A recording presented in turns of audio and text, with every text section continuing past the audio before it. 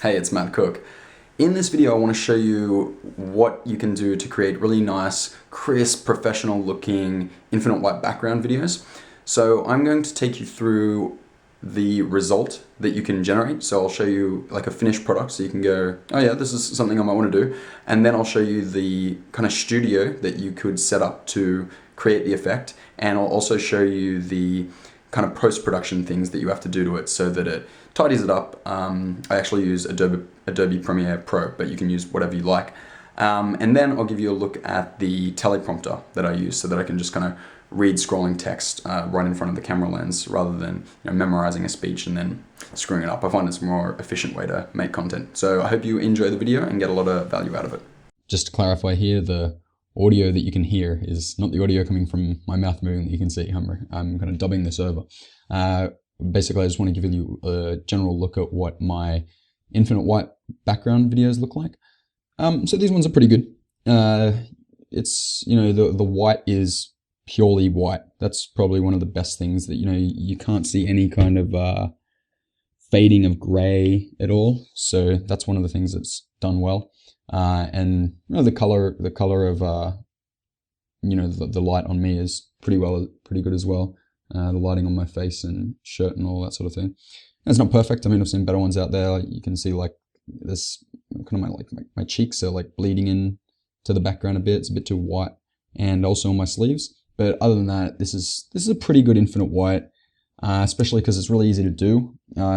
This is very DIY, do it yourself. So this kind of thing that anyone could do. So this is the kind of result you can get. And now let's have a look at how you actually set up the studio to create this effect.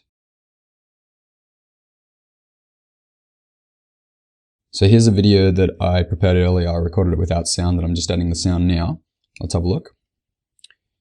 So here's my simple little tripod that you can see. See, the whole room's pretty much dedicated to the studio. Get those two lights over the left, they light up the background. That's a hair light. There would be two over this other side as well, except they're just not set up at the moment.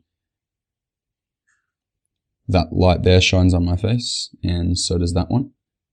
The one we're close to now, that's a full strength light, and the one that's lower down, here's the tripod, camera just mounts there. So full strength light, half strength light, and then you've got the hair light behind.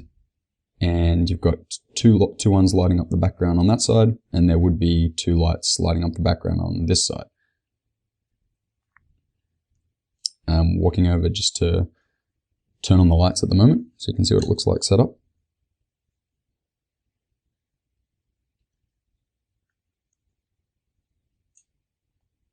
You can see how the white screen is really lit up by those two lights. Doesn't quite get it in the center. Doesn't quite extend that far. See, those two lights are on the ground.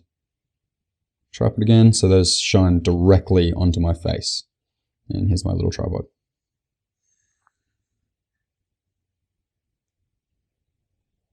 And there you go. So when I import the videos raw, they're definitely not in a state to be used. There's a couple of things that have to be done first. So I would say it kind of breaks down to three things that I do. For one, there's the video here, that's one layer, but behind that, there's pure white. And what I use to make that pure white active is I use a garbage mat. So it's like that. You just direct these where you want them and block out the garbage. And the other thing I use is a brightness and contrast. So you can see here that there's some errors up here, like it's not merging in properly, it's not all white, so I just increase the brightness, just to a point where it kind of works, and then it looks like a nice infinite white. So here's a picture of the teleprompter that I rigged up myself. It's very simple. It's just a few bits of wood.